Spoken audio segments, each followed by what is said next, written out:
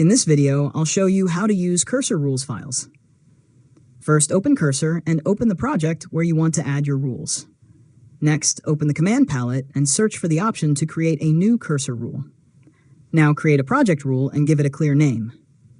After that, write instructions that Cursor should follow when working on your codebase.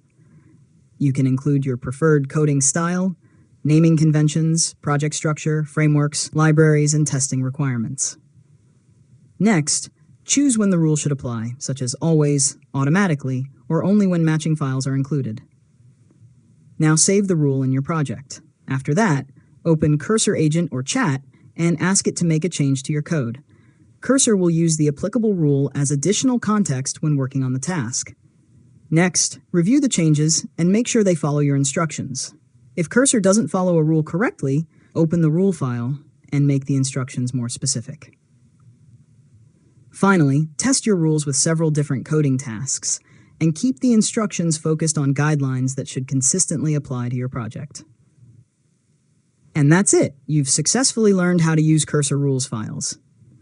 If you found this tutorial helpful, make sure to subscribe to Learn Mode Lab for more tutorials.